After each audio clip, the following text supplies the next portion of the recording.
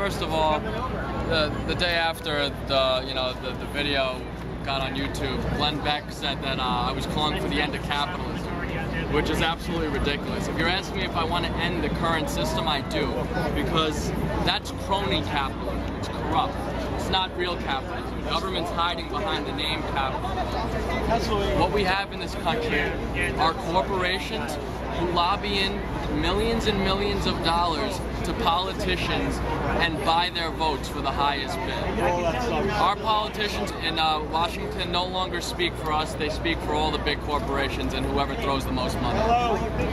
And when I made the comment about guns, missiles, and tanks, I obviously didn't mean those were our only exports. I meant that in this country we have a military-industrial complex. We have over 700 bases in 150 countries.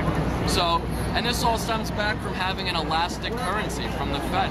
Congress has this idea that they could just keep spending trillions of dollars on these wars because they could just keep printing money to fund it. But what they're really doing is debasing our currencies and driving prices up, and the purchasing power of the people is going down, and that's what everyone really should be upset about. I think we should audit the Fed, find out where this money has gone, these trillions of dollars. We should bring the power of the purse back to Congress, and we should bring our currency back to sound money, backed by a commodity, preferably gold. In this country, I believe we no longer have a bipartisan system. We have people on both sides of the spectrum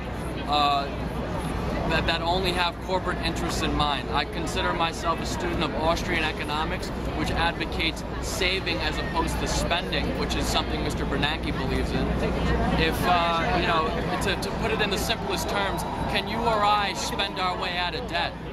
We cannot. So how on a broad, like when you broaden your view, how can the federal government spend their way out of debt? So, I'm also, I'm a libertarian. I believe that, we need less federal government and bigger state governments, because state governments are easy to influence. And,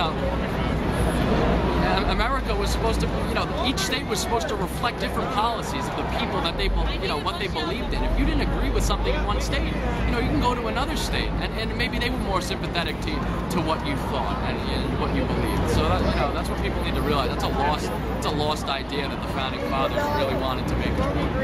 I started by reading How an Economy Grows and Why It Crashes by Peter Schiff. It's probably the simplest explanation of economics and why we're in this financial crisis. I listen to Peter Schiff every day. He has his radio show, and he's a modern-day Austrian economics who answers questions about why we're in this financial crisis.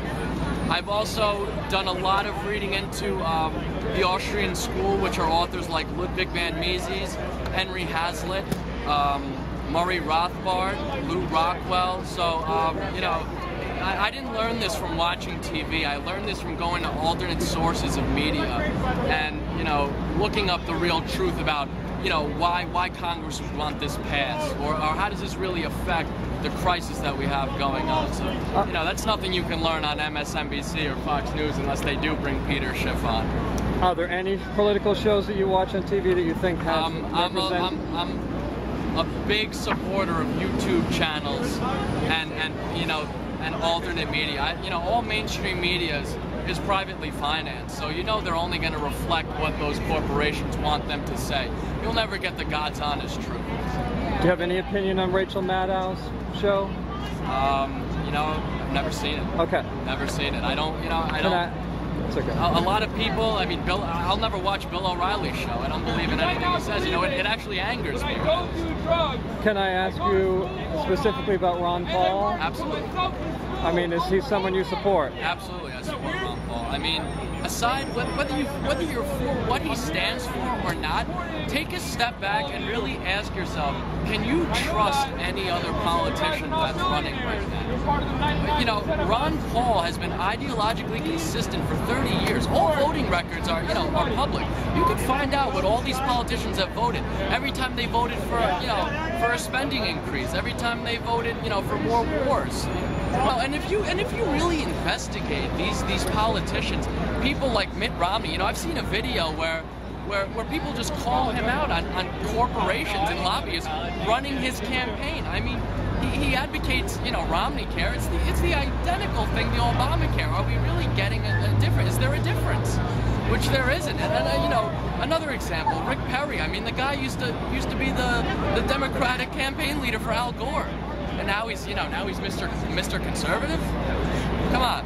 I don't believe, you know, I'm not gonna. Obama ran on a peace campaign. He's used the UN to go into more wars and spend more money and lose more lives. I don't trust them anymore. And you know what?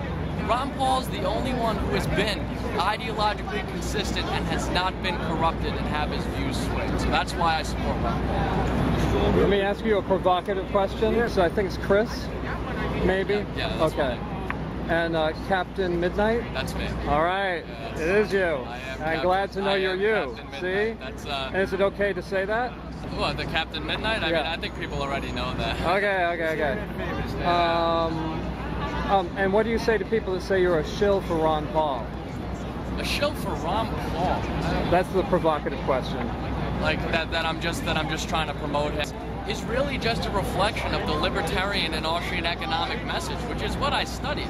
You know, I did read End the Fed and 50 Essential, you know, Issues Affecting Our Liberty, and they were both great reads, which is by Ron Paul, but that was not the first book I read that got me involved in this. And you know, when you really ask yourself, like, does this really make sense? Does the government spending more money really make sense to get us, you know, it just clicked for me that all these answers that I've been told by, you know, Keynesian economic theorists and MSNBC and Fox News have been lies. You know, they're incorrect. They're fallacies.